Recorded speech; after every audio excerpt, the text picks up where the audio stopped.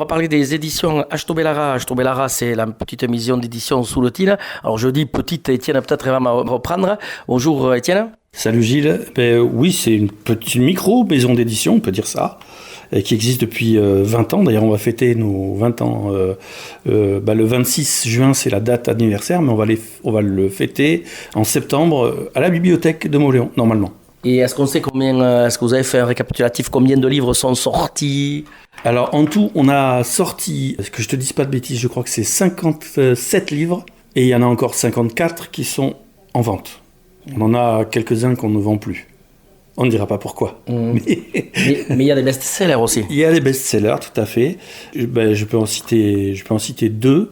Donc j'ai de la chance, mon premier livre, c'est le best-seller de la maison d'édition. Mais nous avons aussi un autre livre qui se vend très très bien. C'est Dors mon ange de Caroline Herrera, qui est vraiment un bouquin qui se vend beaucoup. Voilà. Après, on en a d'autres. Hein. On a des Thomas Ponté qui se vendent bien. On a des Constance Dufort qui se vendent bien, etc. Enfin, voilà. Ça marche bien. Alors là, vous avez fait un petit peu le récapitulatif de l'année 2025, projet 2026. D'abord 2025, combien de livres sortis? Alors on parle toujours en quantité, oui. Mais bon, peut-être que, je sais pas, c'est peut-être pas comme ça qu'on parle. Si, tout à fait. Alors nous, on a sorti l'an dernier 3 livres. Alors je ne veux pas dire que c'est petit, non, c'est dans la moyenne en fait. On fait 3 ou 4 livres. C'est arrivé qu'on en fasse que 2 d'ailleurs, mais bon. Là, en moyenne, là, depuis 2-3 ans, c'est 3 livres. Donc on a sorti Voisin-Voisine de Jeannette Ananos, qui s'est très bien vendu et qui fonctionne encore. D'ailleurs, vendredi, on a une sortie à Arrête pour présenter son livre et la maison d'édition. À la médiathèque, ça se passe. Ensuite, on a À nos jours qui dansent de Caroline Herrera, qui s'est également très bien vendu. Donc, et ça a été suivi par Les enquêtes de Mr. Dingle, le tome 2 qui se passe à Tardets, Panique en coulisses de Constance Dufort, qui se vend bien aussi, on peut dire. Et quand tu dis se vend bien, on ne parle pas de milliers d'exemplaires. Non, c'est c'est pas des milliers d'exemplaires. Nous, on tire, enfin le premier tirage, on le fait à 200 exemplaires. Mais tu vois, il y a certains livres, comme par exemple Voisin-Voisine, on a été obligé de le ressortir parce que, la semaine suivante, quoi, parce que on avait déjà tout vendu. Donc oui, on peut en tirer autant qu'on en veut. Par exemple, Mauvais Berger, depuis qu'il existe, on est à pas loin de 1500 exemplaires, ce qui n'est pas non plus extraordinaire, mais pour une petite maison d'édition, c'est pas mal. Oui, alors il y a de la souplesse justement, comme tu dis, petite maison d'édition, vous pouvez rééditer ou pas, enfin c'est très souple quoi. Oui, alors il y a plusieurs choses. Déjà, on est une association, donc on n'a pas de frais de fonctionnement. Enfin, les seuls gros frais qu'on ait, c'est l'impression. Parce que là, on est obligé de passer par un imprimeur classique. On n'a pas les machines pour faire ça. Mais c'est les seuls frais qu'on ait. Donc, oui, on peut sortir, en plus, comme c'est en numérique, on peut sortir autant de livres qu'on veut. On peut en sortir, c'est des multiples de 4. Donc, soit 4, soit 4 x 4, 1000 x 4, tout ce que tu veux. Voilà, donc on peut les sortir à la demande si on veut. Alors 3 livres en 2025, 2026, vous partez sur la même dynamique ou... Écoute, on a beaucoup de projets pour 2026 et justement je vais t'en parler. Pour 2026, déjà on a commencé par sortir le mois dernier Moustache, patate et chocolat de Maïda Gouraya, donc qui commence à bien se vendre aussi. Elle a fait quelques dédicaces, notamment chez Tandem. Ouais, c'est quoi le c'était un roman jeunesse, c'est l'histoire d'un chocolatier un peu bizarre avec des grosses moustaches qui déteste le chocolat. C'est particulier. Mais c'est une histoire drôle qui plaît. Jeunesse plutôt. Oui, ça plaît aux enfants, c'est pour les jeunes. Donc là, ça fonctionne bien, c'est bien parti, on va dire. Et ensuite, on a ce projet qui s'appelle Aristoun, d'un auteur qui s'appelle Remen, je ne peux pas te dire qui c'est, mais c'est un auteur local. Et donc, Aristoun, c'est l'histoire de la fille de Bajajaun et Bajandere. Bajajaun et Bajandere. C'est pas facile pour un Charentais. Hein. Vous m'en voudrez pas, j'espère. Donc voilà, c'est l'homme des bois et la femme des bois. Ils ont une fille qui s'appelle Aristoun. Et c'est ses aventures que l'auteur Remen raconte. C'est un livre jeunesse dans le même format que Mr. Dingle ou Moustache, patate et chocolat. C'est pas un livre d'image, si tu veux. C'est un roman jeunesse. Ensuite, on a le projet Mythologie de Marc Large. Donc là, c'est grosso modo, comment le résumer ? C'est un beau livre sur la mythologie basque, en français et en basque, avec des dessins de Marc Large, qui est connu parce que Marc Large, c'est un ancien dessinateur de Charlie Hebdo, de Ciné Hebdo, de Sud-Ouest. Il a fait des reportages à la télé, il a fait des romans. Enfin, c'est quelqu'un d'assez connu. Et il est tatoueur sur Orthez, donc voilà, c'est quelqu'un qui est plus ou moins du coin. Hein. Et donc, il va sortir ce livre dans l'année aussi, probablement avant Noël, je pense. Mais entre-temps, on va sortir aussi Solongalis. Justement, avant de parler du prochain, alors ça semble étonnant, tu dis petite maison d'édition, et là il y a quelqu'un, Marc Large, qui était connu dans le milieu et qui s'adresse à vous. Alors Marc Large, il a une maison d'édition officielle, on va dire, qui s'appelle Passiflore, qui est une petite entreprise, on va dire. Et Passiflore, il ne se sentait pas vraiment de faire un livre sur la mythologie basque, et ils nous ont contactés, ils nous ont demandé si ça nous intéressait. Et nous, on a dit, oui, c'est dans nos cordes, et en plus c'est dans notre charte éditoriale, donc on va le faire, enfin, on veut le faire. Mmh. Donc voilà, on est parti, on a lancé le projet. Et donc là, on est en train de le faire traduire, et il devrait être prêt, normalement, si tout va bien, pour Noël, j'espère. Donc ensuite, le prochain, c'est Solongalis de Constance Dufort, qu'on ne présente plus. Ou si, peut-être ? Non, on va pas la présenter. Constance Dufort, donc, qui est une de nos têtes de pont, on va dire. Elle va sortir un livre qu'elle avait déjà sorti aux éditions La Nouvelle Bibliothèque en 2018, je crois. Mais c'est une maison d'édition qui a fermé avec le Covid. Donc ce livre n'existe plus. Et pourtant, il est excellent. Donc elle l'a réécrit, elle l'a rendu un peu plus adulte parce qu'il était quand même plus jeunesse à l'époque.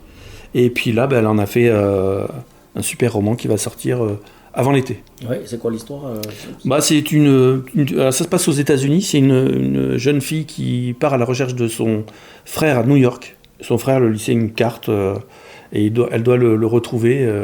Et elle rencontre des gens un peu particuliers parce que New York, voilà, c'est une ville un peu particulière avec des gens bizarres. Et donc elle rencontre ces gens-là et elle finit par évidemment retrouver son frère. Mais je ne raconterai pas comment, ni pourquoi. Ça, c'est les projets principaux. Et il y en a d'autres, attends, j'ai pas fini. Oui. Il y a Coco et Pierrot. Alors, je ne sais pas si tu te rappelles de la collection Litténature qu'on faisait avant. Donc, Litténature, c'était une collection en langue basque et en langue française. Et c'était des beaux textes écrits par des auteurs connus et décédés depuis longtemps. Donc, c'est pour ça qu'on a les textes gratuitement. Hein. On n'a pas de royalties à verser pour ceux-là. Donc par exemple, Coco et Pierrot de Maupassant, qu'on va sortir dans cette collection-là. Donc ils sont traduits, on a des illustrations qui nous ont été faites par, alors j'ai pas le nom de la personne, mais qui nous ont été faites. Et donc ça devrait sortir à la rentrée, je pense. Ouais, parce que le temps que je m'en occupe, à la rentrée, je dirais. Ensuite, on a le livre de Michel Savala et Caroline. Donc en fait c'est Michel qui a voulu raconter un petit peu son histoire de vie, son parcours de vie, et donc on attend le texte, il est écrit, il est en cours de correction. Donc ça devrait sortir dans l'année aussi, on ne sait pas encore quand. Ouais, c'est une biographie. C'est une autobiographie, mais avec un ghostwriter, comme on dit, c'est-à-dire une plume quoi, quelqu'un, un prête-plume quoi, si tu veux. Et le prête-plume en question, c'est Caroline. Et enfin, on aurait 2 autres livres qui sont prêts, quasiment prêts. Donc il y a, je vais commencer par le mien parce que le mien est quasiment fini. Il y a Un cauchemar sans nom qui est un roman fantastique. Ouais, un roman fantastique qui va sortir très probablement à la rentrée aussi dans la collection Mosaïque, les mêmes que ceux que j'ai déjà sortis auparavant. Et puis il va y avoir Thomas Ponté qui va sortir Donner la mort, un roman autour de la chasse, je dirais. Voilà. C'est déjà bien, non ? C'est pas mal. Là, vous dépassez les 3 allègrement. Là, on dépasse les 3 allègrement. C'est pour ça que je ne sais pas si on va arriver au bout des projets pour 2026. Probablement, on va empiéter sur 2027. Alors, on dit toujours que le nerf de la guerre, c'est l'argent. Alors, comment est-ce que vous arrivez à combiner tout ça ? Alors, nous, comme je disais, nous, on n'est pas une entreprise. Donc, on fonctionne avec plusieurs choses. Déjà, les achats, les gens qui nous achètent nos livres. Ça, c'est ça qui finance, on va dire, la grande majorité de nos projets. Et on a de la chance parce qu'on a beaucoup de gens qui nous achètent nos livres. On les remercie. On a aussi les cotisations, mais ça, c'est vraiment pas grand-chose, les cotisations de l'asso. Et puis, on a aussi, parmi donc, les fameux achats de livres, on a aussi les souscriptions en ligne. Alors, pour une grande partie de nos auteurs, pas tous, parce que certains ne veulent pas faire ça, mais une grande partie de nos auteurs sont d'accord pour faire du crowdfunding, souscription en ligne, je ne sais pas comment le traduire en français.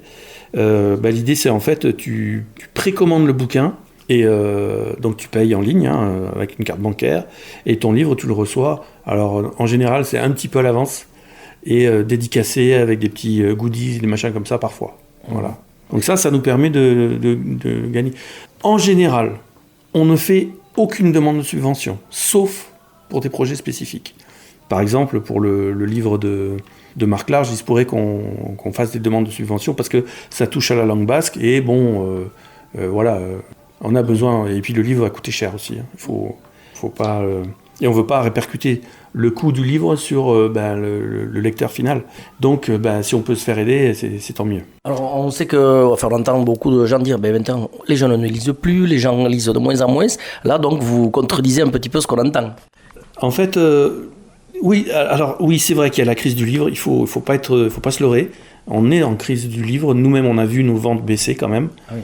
Il faut le dire. On n'est pas perdant du tout.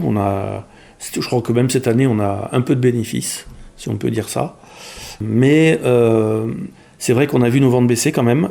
Il y a des périodes aussi qui sont plus ou moins propices à la vente de livres, notamment le mois de juillet, le mois d'août, moins déjà. Et déjà la moitié du mois d'août, il n'y a plus personne. Les gens s'en vont, donc c'est mort. On a aussi des gens locaux qui nous achètent nos livres et qui nous soutiennent.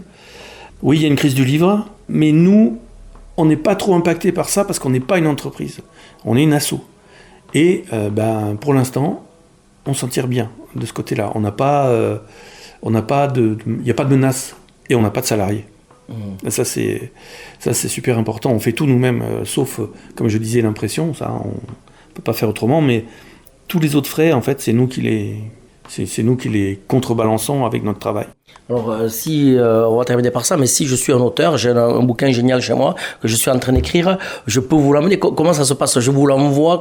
Comment ça... Déjà, tu vas nous laisser décider s'il est bien ou pas. Oui, voilà, il y a un comité de lecture, on y est tous soumis, même moi, même Caroline. Et autant Caroline que moi, on a pris bien cher dans nos derniers romans par le comité de lecture qui nous a pointé du doigt des choses qu'il fallait qu'on corrige, et on l'a fait. Oui, on a un comité de lecture, mais en fait, ça fonctionne surtout, le choix du livre va fonctionner surtout sur un coup de cœur, en fait. On va dire, ce livre-là, il m'a plu, on est 3 ou 4 à l'avoir aimé, on peut lui donner sa chance. Alors, soit c'est un livre, il n'y a quasiment rien à changer, ça arrive, notamment pour Constance Dufort, c'est le cas. Quand elle nous envoie ses livres, à part une ou deux coquilles qui doivent rester, c'est du parfait. Thomas, pareil, il y a très peu de choses à changer. Moi, des fois, il y a des choses à changer, à corriger. Mais voilà, c'est comme ça qu'on fonctionne. On fonctionne au coup de cœur, et ensuite, on accompagne l'auteur jusqu'au bout, jusqu'à la vente. Ça fonctionne comme ça. Après, il ne faut pas non plus s'attendre à devenir milliardaire. Nous-mêmes, on ne l'est pas. C'est pour le plaisir. C'est pas pour rien. Oui, c'est plutôt la passion qui nous anime. D'accord. Et pour vous contacter, justement ? Alors pour nous contacter, il y a plusieurs solutions, mais soit c'est par le site htobellara.fr, soit c'est par email, c'est contact@htobellara.fr. Et puis sinon il y a les réseaux sociaux, on est tous en @htobellara. Oui, on peut aussi nous contacter sur les marchés, notamment le marché de Mauléon, parce que il va faire beau. Il fait déjà beau. Et on va essayer d'être là plus souvent, en tout cas à partir de là les semaines qui arrivent là. D'accord. Merci Étienne. Merci à toi.